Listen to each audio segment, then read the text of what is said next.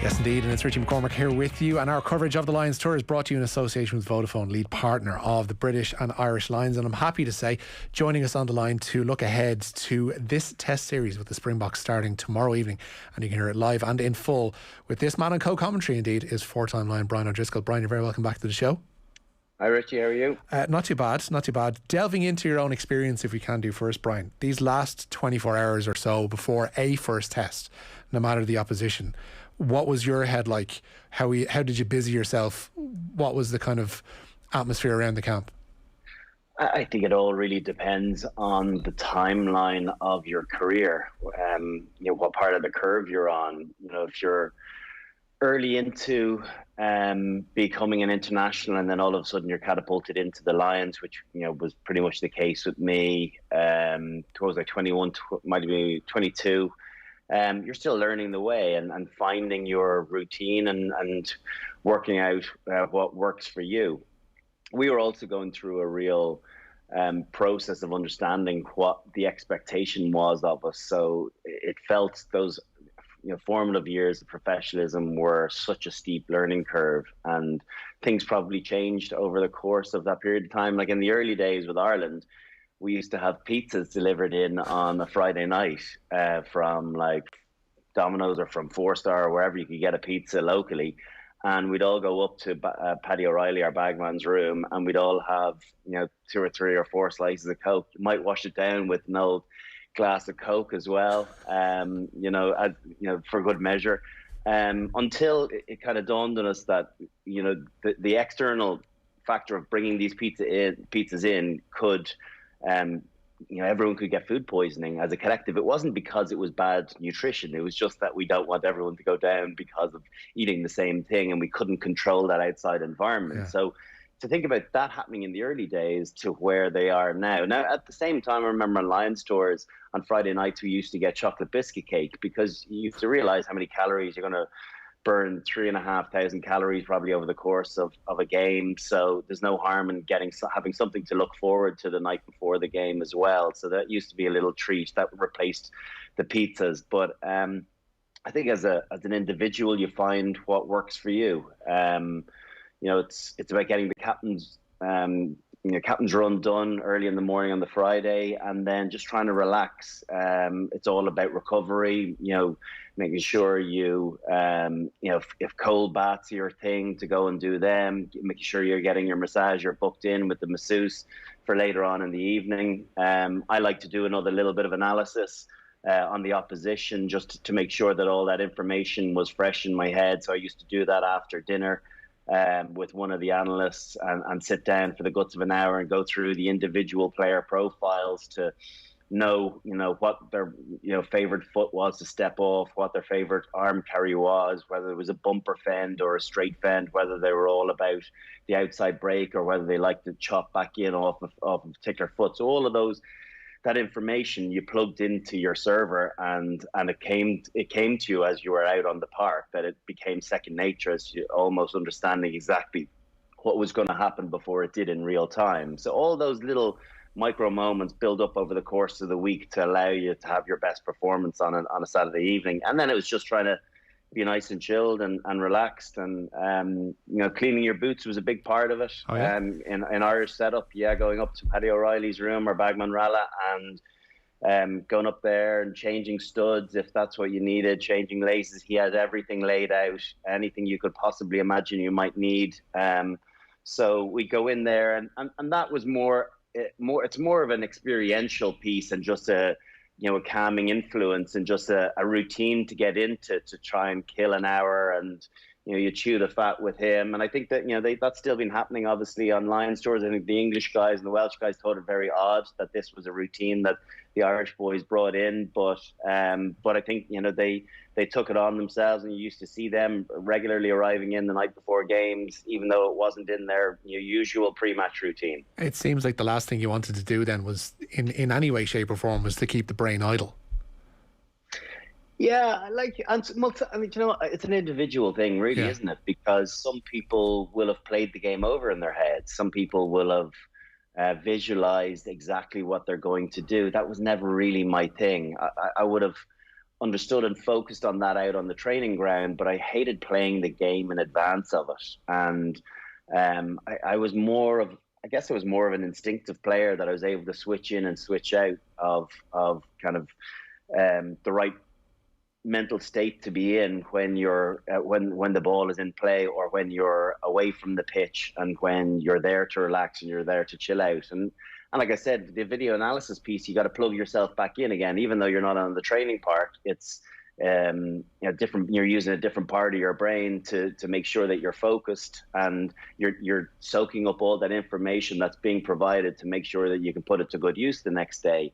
But it's really just about, trying to get yourself into as much of a relaxed state as you possibly can, and tire yourself out a little bit without doing a whole lot, to make sure that you're not counting sheep when you do put your head to the pillow. Yeah, of course. Looking ahead to the game itself tomorrow evening, Warren Gatland obviously brought forward his team selection that was probably brought about because of the leak to the Times during midweek. What was your initial reaction to that, match day 23, I guess, and has it altered since? Yeah, I have to say, the pack, I think, almost selected itself, maybe with the exception of seeing Jack Conan in there. Doesn't mean I'm delighted for him, and I think it's won on merit. Gatland's talked about that. He's gone on gut instinct this week.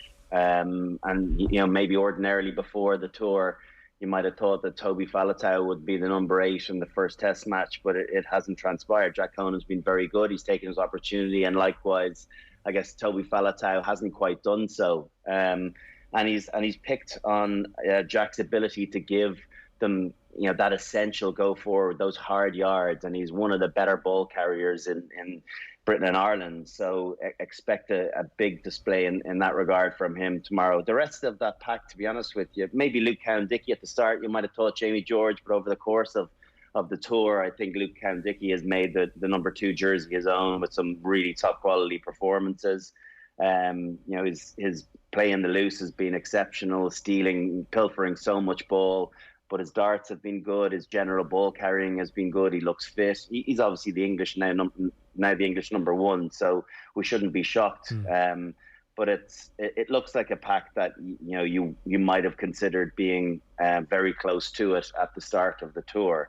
A couple of changes in the back line. I don't know if many people outside of Scotland, I should say, would have had Ali Price as the starting scrum half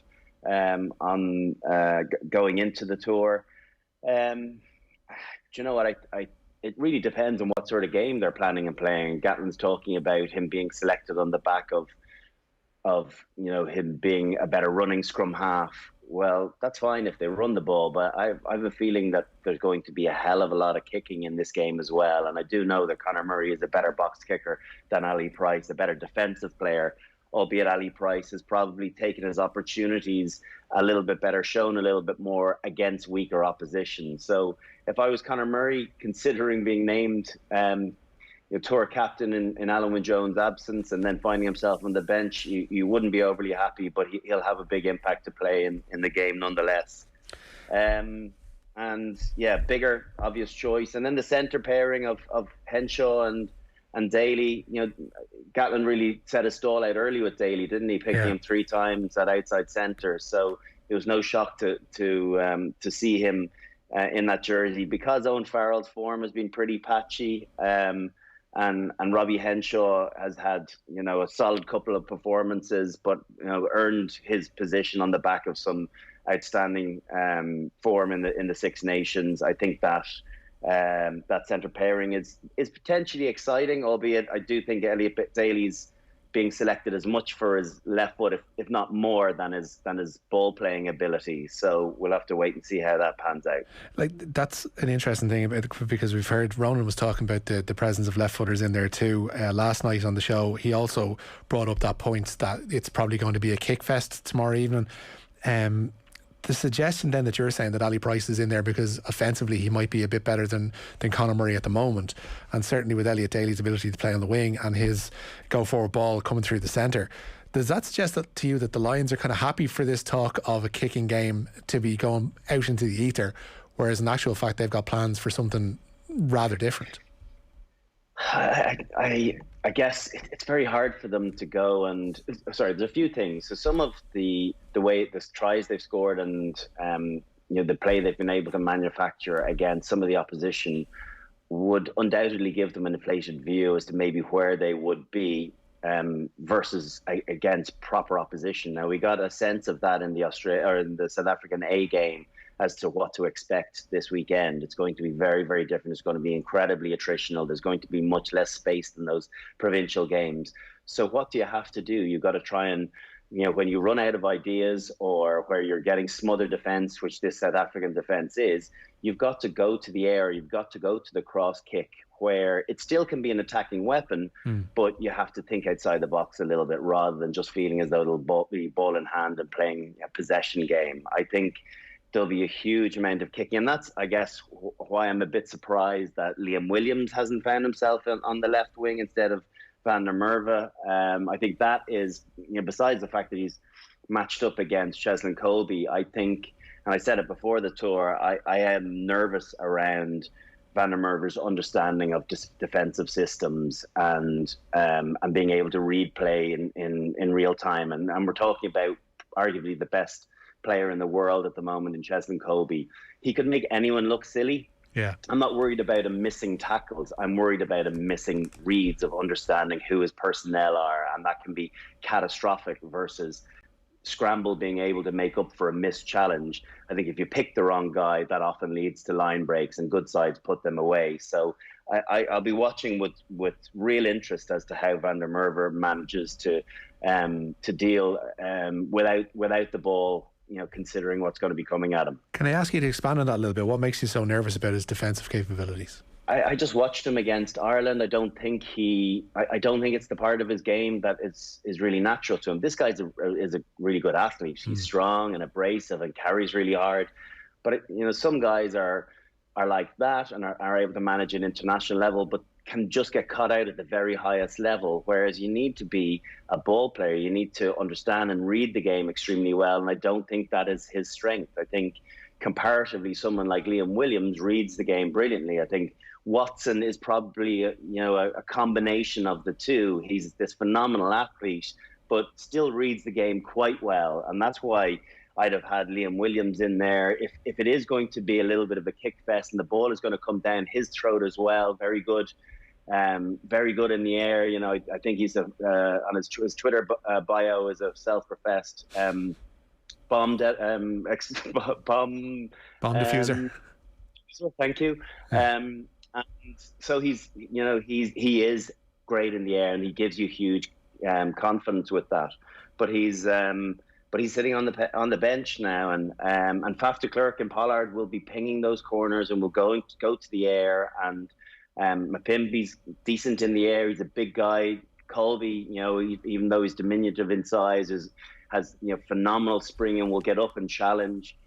They even use him for some of the kickoffs. So it just shows his capability of catching ball up, above his head and getting up above bigger men. So I do think that it's a strange decision, and there feels like there's a fair bit of Gregor Townsend in one or two of those. Yeah, the actual team selection itself as a whole, like there is that line that went about that Gatlin said this was the hardest team selection he's had in his entire career.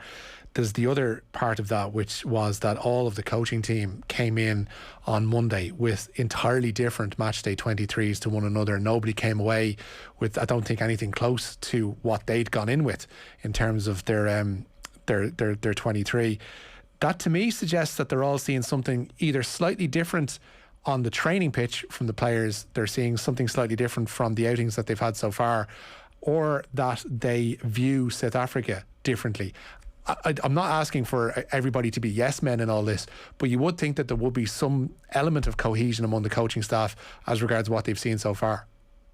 Yeah, it would be a bit of a concern, wouldn't it, that they are seeing things very differently, and I'm sure in some cases they are promoting their own. You can't shoot them for that. I do think that that's human instinct to work with guys that you've worked with previously. It happened with Joe Schmidt when he came into the Irish job, that he picked an awful lot of Leinster players initially because he had confidence with them, he had won with them, and he knew what they could deliver.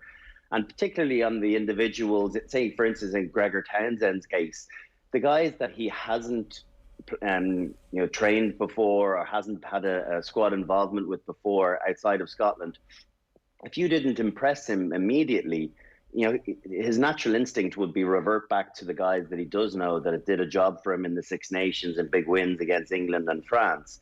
It does. You need that in any team selection in the Lions. You need guys going in to bat for you, and from an Irish perspective, Robin McBride is there, at Leinster, but is he fighting tooth and nail for certain personnel to be getting in and ahead of others? I don't know, but it does feel as though certain guys. I'm not saying they have an agenda. I'm just saying that they see things differently and are putting their point across. And the fact that it's a massively different team across the board from the ones that each of the individual coaches would have selected, make you think that, is there going to be the cohesion that is necessitated to play a test match? I'd be nervous around that. Yeah, and the cohesion thing is something else when we bring in, there was a brilliant graphic in today's Independent, Rory O'Connor put it together about the combinations that have played so far together on this Lions tour, and the only previous experience of a combination that will be starting tomorrow that they've had so far in this tour among the 6 games was Elliot Daly and Robbie Henshaw in the centre. Like, everything else is new, brand new. Like, there's a brand new front row. Granted, Luke Cowan-Dickey and Ty Furlong played together against the Stormers, but other than that, it's been one of that three playing in the games. We've seen Maro Itoje and Alan Wynne-Jones obviously play together in 2017. I don't think the fear factor will be there with them necessarily, but there is that question mark over the half-backs with Biggar and Price. There is that question mark over a back three that hasn't played together at all. We've had two of the three play together in 2 matches, but nothing beyond that. And then you have that back row as well with Jack Conan slotting into number 8 alongside Courtney Laws, who, and this isn't unusual for him because he's mentioned before, and he's mentioned it in his column this week, that it happened I think 4 years ago, whereby he was only involved in one of the matches going into the first test and had to get assurances from Warren Gatland that he was going to be okay. But that lack of gel, like we'd had many conversations both with yourself and sundry other pundits heading into this tour that say you want to get your combinations right. Even Gatland would have said it himself. He wants to have a look at the combinations that are going to work for a test. And yet here we are with only one combination on that field having worked together before. Yeah, it's surprising. It does concern you. I guess the one thing is that sometimes you can shrug your shoulders a little bit and say, well, isn't that Lions rugby? And that, you have the best players in the world and some guys will click and other guys won't. It's just, you usually have a sense of that before the first test. And, it is surprising to hear that they haven't managed other combinations. You think about the need for front row unity. The second row obviously will look after itself. Back row again, maybe not as nervous. Half back, I think that's a big one. The fact that Ali Price hasn't managed to play a game or certainly start a game with Dan Biggar would make me a little bit nervous for sure. We saw Ali Price struggling with Owen Farrell early on in the tour, where they just couldn't get on the same page. And it took them into the second half of that performance. I think it was one of the games against the Sharks, where they finally clicked a little bit better than they had been. But I wouldn't say they were fantastic. So yeah, there's definitely going to be a nervousness around how that connect is going to work. I think Henshaw and Daly I'd be less nervous around because they both read the game very well. A week together in training before this game will have stood to them. And then the back three probably less important because Stuart Hogg will have played with Van der Merwe in Scotland, and then Watson is a clever footballer, and then Liam Williams has come into that environment and has played with those before in previous Lions games. So yeah, the halfback one is the most concerning one as to who's going to really take ownership of that. And you would imagine it'll be Dan Biggar. Yeah, you're looking for a big game from him. Speak to us more about Elliot Daly. Him playing at outside centre has been a Warren Gatland project, obviously, because by nature and by trade he'd be a winger. you'd have a fair deal of insight of wearing that number 13 on a Lions tour.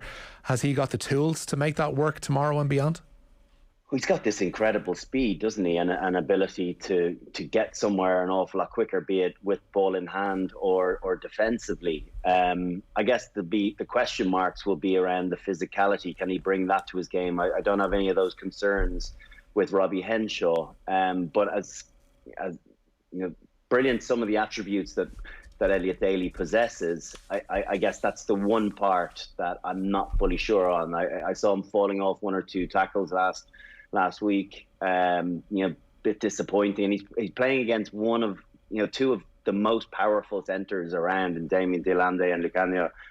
They are big men and uncompromising and destructive going forward, very physical in defence going back too. So I think Elliot Daly will have to use all of his footballing ability and nous and understanding what depth to take when in attack, when to give himself time to thread some of those balls through. I do think, looking at things and Willy Leroux, he closes the gate extremely quickly on phase play, but particularly on first phase. And I do think that there's a great opportunity for Elliot Daly to hold enough depth, but then nudge the ball through and give his wingers and fullback something to chase in the corner as the blind wing for South Africa comes across and tries to mop things up. So that is something to keep an eye out for. He closed the gate because they play a hard 4-up.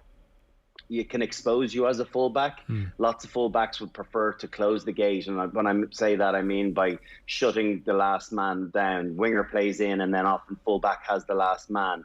The last thing you want to do on a 4-up is then for the fullback to play very deep and invite someone to come on if you do get a corner. So as soon as South Africa are playing that hard 4-up, Willy Leroux has to come up and play hard himself, and that's where that blind winger and Faf de Klerk's covering in behind will be essential to them, making sure their scramble's very good if that Elliot Daly or that Robbie Henshaw nudge through comes into effect. Henshaw's going to have a helping hand obviously in what Duhan van der Merwe does on that side of the pitch, because Cheslin Colby, as you mentioned, like he's been mentioned as like Ronan called him, like the Messi of rugby. He's absolutely exceptional. I've seen a couple of mentions of how to counter him. Like you can't necessarily allow him to play with both shoulders going towards the post, because he will kill you and he can almost snap his ankles to try and get around players. What is the best way to counteract what he has to offer?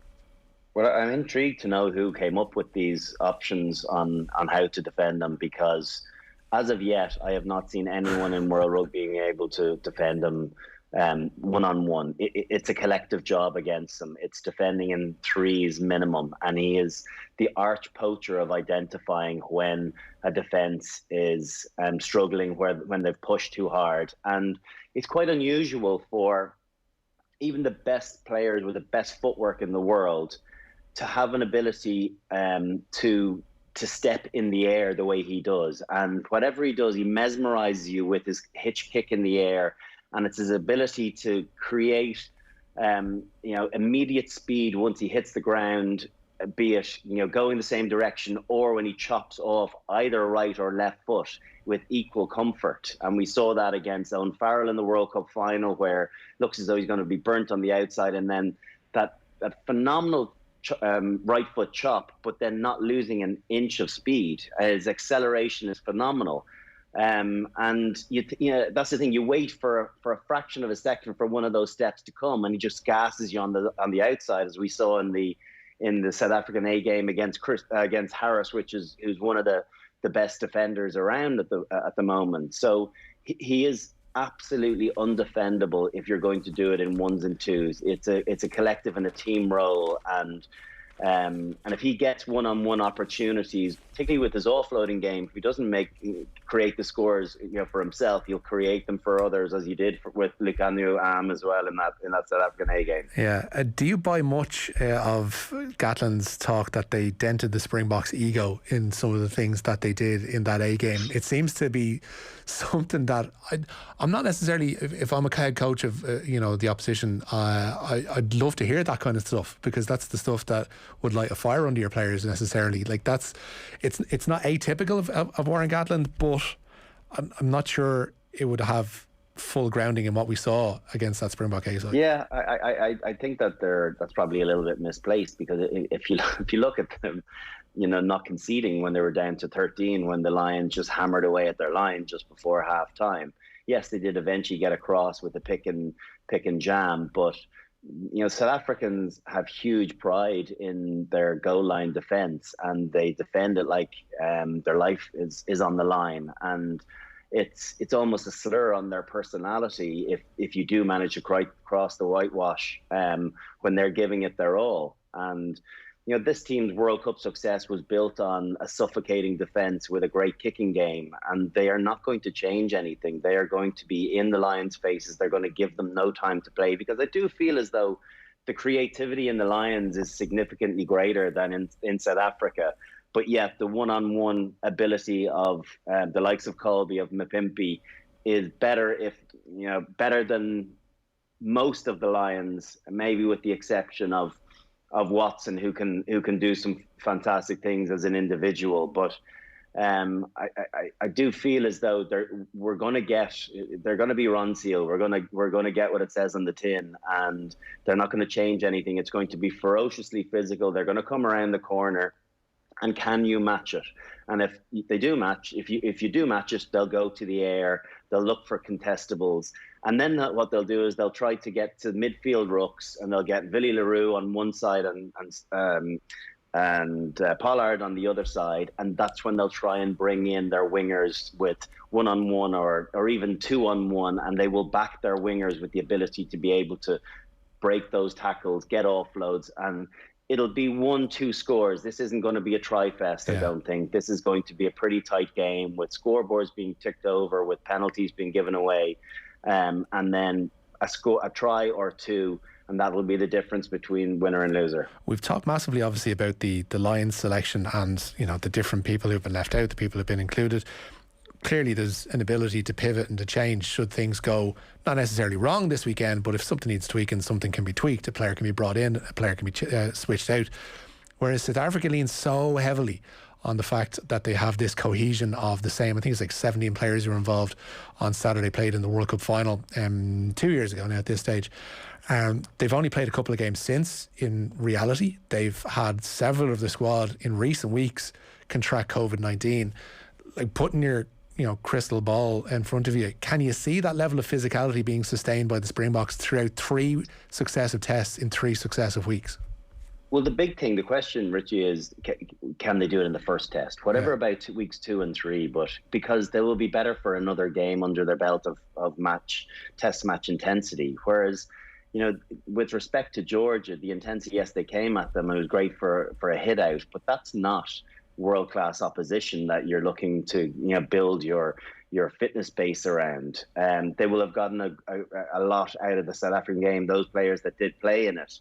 But the reality is, and if you look back to 2009 as well, even when in the first test, when they got up to a 19-7 lead, they started to run out a little bit of puff in the last 15 minutes. And I know that that's 12 years ago, but that feels like it's going to be all the more heightened on the back of their lack of game time in recent years since that World Cup final. So for me, it's a massive opportunity for the Lions. If they can hold out in the first 50 minutes and not, go behind, more than a score, I feel as though they have the fitness to be able to properly compete in the last 15 minutes and maybe take advantage of a struggling pack of forwards, even with that bench coming off. And if you look at that front row, like it's arguably better than the starting front row. But it does feel like this Lions team will have engines to go 80 minutes and have had numerous test matches in recent months, whereas you can't dig into the well if it's not there, if you haven't built that baseline. And South Africa haven't done that through no fault of their own. And the reality is that they will find that last quarter of the game excruciating, particularly if the game is in the balance, because I do think the Lions have the edge. And that's what makes this first test the most important from a Lions perspective. They could get one up here, it's game on. I think if they lose that first one, they could be in trouble. Yeah, and our coverage of the Lions tour is brought to you in association with Vodafone, lead partner of the British and Irish Lions. Brian, but on that point, it makes the inclusion of Conor Murray, Owen Farrell and Liam Williams on the Lions bench seem all the more crucial, because if you do have a Springbok side that's puffing for wind a little bit in those last 25 minutes, 20 minutes, 15 minutes, whatever it is, bringing those three off the bench, like, that's the last thing a South African defence is going to want to see. That's true. It's true that they will counter it by saying that, you know, they've got 4 World Cup winners to come into their pack. The two Janchis, you know, were involved in the World Cup squad, and Willemse, who, you know, huge things are thought of him. It hasn't quite transpired for him. You know, when he was in Saracens, speaking to some of the fitness staff there, said this guy is going to be world class. So he's capable of doing something magical. But it is comforting knowing that you have the control aspect of Murray, Farrell, and Williams come in if the ship needs steadying. But are they the players to come on if you're chasing the game and you're looking for a little bit of X factor? Maybe not quite as much. But I like the look of the balance of that Lions, you know, subs bench. Tyg Byrne, unlucky maybe not to be in the test team, although I thought he'd always go for a big number 6. The fact that he plays back row and second row makes him an obvious choice in the 23. Watson, you know, people will say unlucky to miss out. I think Tom Curry's been the standout performer in the Lions so far and is almost one of the first on the team sheet. And then, you know, you're not going to miss an awful lot in Sinclair. He was the difference in that World Cup final with England. You know, people forgot that he went off after 2 minutes, and Dan Cole came on and got manhandled by the beast. That, I don't think that would have happened with Kyle Sinclair. He's matured an awful as a player and as a person, and I think he's a lovely person to come in and plug in any hole that Tyg Furlong leaves. So I think it's going to be a close game. This is going to be, you know, go down to the wire. I just feel as though in this one, I've changed opinions. I think the Lions may have the edge just because of that superior fitness level. Is literally just the fitness level? Is that because they've had so many games now to prepare? Yeah. They've had no noticeable really COVID issues. Like, you don't know what kind of, like, you would figure if they're passing him fit, Sia Khaleesi and indeed Mapimpi are going to be fine to play, and Oxenche, because they've all come back from isolation. But everybody reacts to this thing differently, and we've heard it from several different sports now at this stage that everybody comes back and you don't know essentially until you're out in battle conditions how your lungs or how the rest of your body is going to react to a battle with COVID.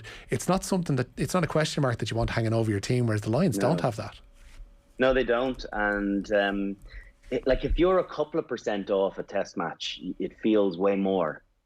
Because that, and certainly at this level, it feels, that would feel so significant. You want to be at the very top of your game, and particularly with their fitness levels, if they're struggling initially, and then they have, you know, the potential effects of a longer COVID hanging over them too, and that knocks another 5 or 10% off fitness levels. That will be the difference. And yeah, I'm sure, you know, they're World Cup winners, mentally very tough, but you can only fight, you know, things to a certain degree. Fortunately, I haven't had COVID, so I don't know the aftermath of what that feels like. But you know, I don't think these individuals properly know what it's going to be like playing a test match, having just recovered, you know, in the last 10 days from it. So you're going to know an awful lot within 10 or 15 minutes as to who's sucking diesel and who's ready to go for the 80. They might be helped out by their water boy on the pitch as well, the South Africans, because he seems to have a bit of experience.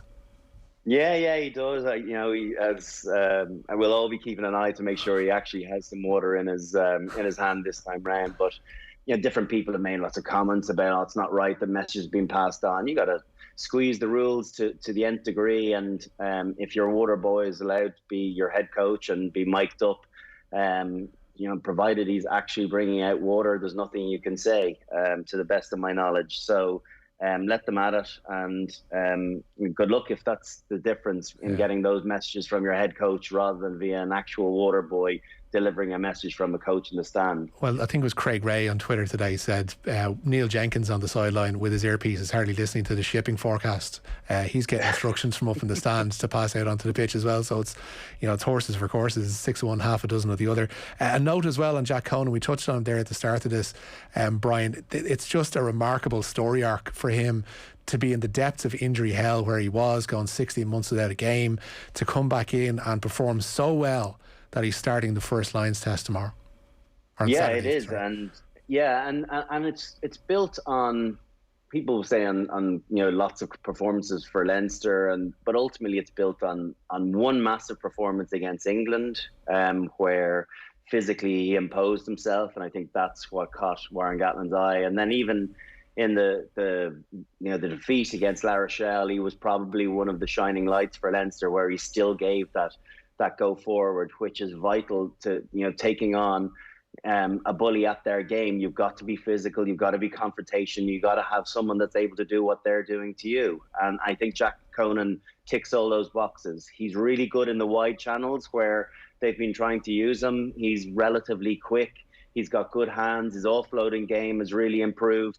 And you see his tackle completions. I think that might be the difference between him and Toby Faletau, in that he's finishing off his tackle. So on the defensive side of things, he's shirked none of his responsibilities. And I think he's someone that you thought maybe he'll just be a tourist, but he's fully earned his right to start in this first test. I hope he goes well. Absolutely. Before we let you go, Brian, we have to get a score prediction from you, or even just a general forecast for the game, how you think it'll go and how this one will be settled on Saturday.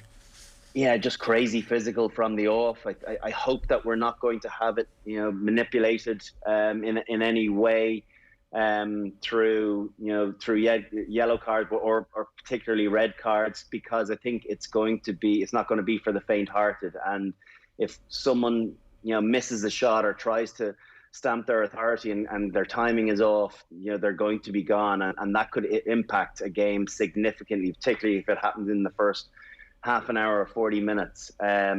So I feel as though it'll be a bit of a chess match. They'll tease each other out. There'll be penalties given. There'll be penalties kicked. There'll be very little rugby played in one another's half.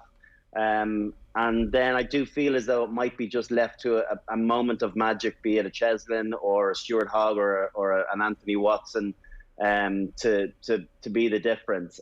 I feel as though I've swung around. I thought South Africa were going to win the series 2-1, but I do think that the Lions might win this first one and really put it up to South Africa. So I'm going to go with a Lions victory just by 3 or 4 points, because I do think over the course of the 3 games, there's going to be very little between these two sides. Listen, Brian, you've teed it up beautifully. Thanks a million for your time this evening as well. We'll let you go. And Brian will be on co-commentary for that first Lions test right here on OTB Sports and indeed on News Talk. Build up from 4 p.m. on Saturdays Off the Ball, and then of course kick off at 5 o'clock. Neil Tracy is going to be the man on the mic for that one as well. Brian, thank you so much for joining us. Cheers, Richie. Rugby on Off the Ball with Vodafone, lead partner of the British and Irish Lions.